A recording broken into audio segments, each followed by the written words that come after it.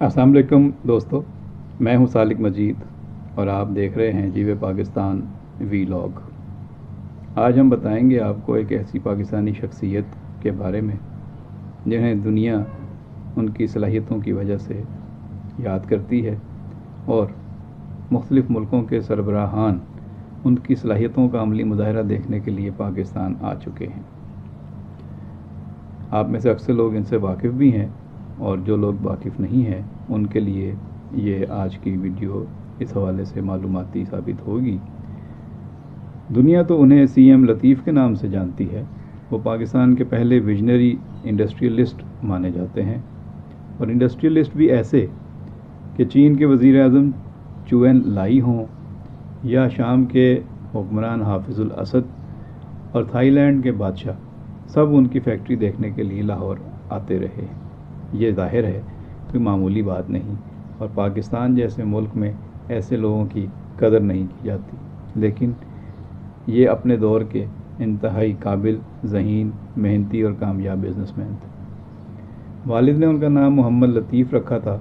वो बड़े होकर चौधरी मोहम्मद लतीफ़ हो गए, लेकिन दुनिया ने उन्हें सीएम लतीफ़ के नाम से जाना। वो पाकिस्तान के पहले आलमी सतह के शोहरत याफ्ता इंडस्ट्रियलिस्ट बने।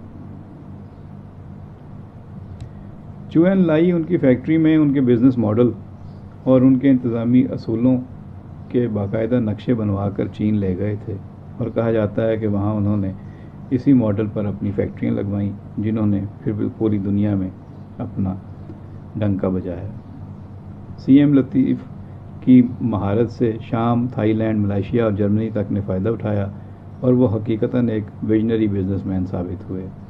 वो मशरक़ी पंजाब की तहसील बटाला में पैदा हुए। वालिद महर मीरा बख्श अराई अपने बच्चों को आला तालीम दिलाना चाहते थे, लेकिन वो तालीम लतीफ़ साहब के बचपन में फ़ौत हो जाने की वजह से मुश्किलात पैदा हुई। लेकिन लतीफ़ साहब ने अपने वालिद की ख्वाहिश पूरी की और आला तालीम हासिल की। 1930 में मैकेनिकल इंजीनियर बने और तालीम मुकम्मल करने के बाद उन्होंने 2 कमरों और एक वरांडे में अपनी पहली मिल लगाई। ये साबुन बनाते थे। उनके छोटे भाई मोहम्मद सदीक चौधरी भी उनके साथ थे। सदीक साहब ने बाद अज़ां नेवी ज्वाइन की और ये क़याम पाकिस्तान के बाद 1953 से 1959 तक पाकिस्तान नेवी के पहले मुसलमान और मुकामी कमांडर इन चीफ रहे। लतीफ़ और सदीक दोनों भाइयों ने दिन रात मिलकर काम किया और हिंदू अक्सरियती इलाके में मुसलमानों की पहली इंडस्ट्री के तौर पर अपनी साबुन फैक्ट्री को कामयाबी दिलाई और देखते ही देखते वो इस काम में छा गए। पाकिस्तान बना तो इनके पास 2 ऑप्शन थे, ये अपने कारोबार के साथ हिंदुस्तान में रह जाते या कारोबार, ज़मीन, जायदाद और बैंक बैलेंस की कुर्बानी देकर पाकिस्तान आ जाते। सीएम लतीफ़ ने दूसरा ऑप्शन पसंद किया। वो बटाला से लाहौर आ गए। लाहौर और बटाला के दरमियान 53 किलोमीटर का फासला है, लेकिन अगर हकीकी तौर पर देखा जाए तो ये दोनों शहर 2 दुनियाओं के फासले पर आबाद हैं।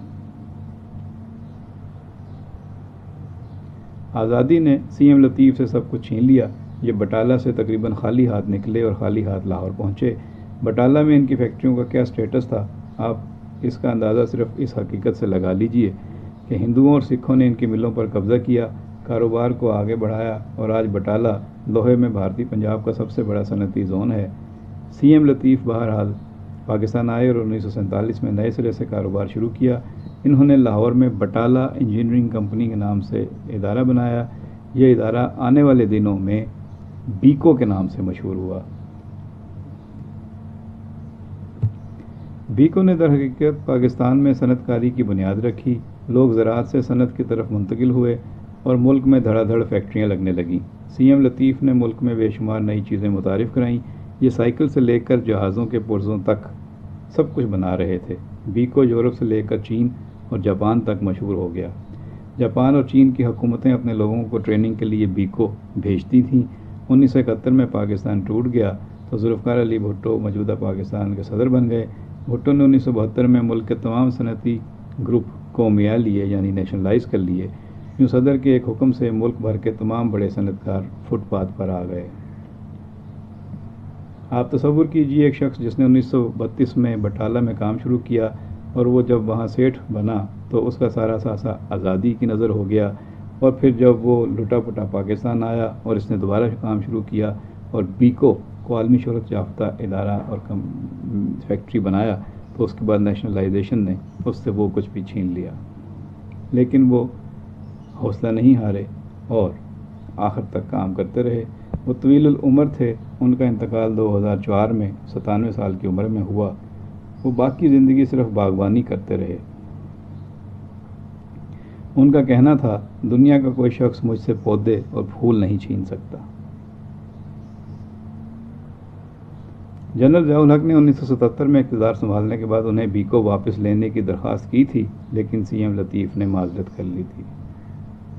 امید ہے آپ کو آج کی یہ ویڈیو معلوماتی محسوس ہوئی ہوگی، اور آئندہ ویڈیو تک مزید کسی شخصیت اور معلوماتی ویڈیو تک اجازت دیجیے۔ اپنا خیال رکھیے گا۔ اللہ حافظ۔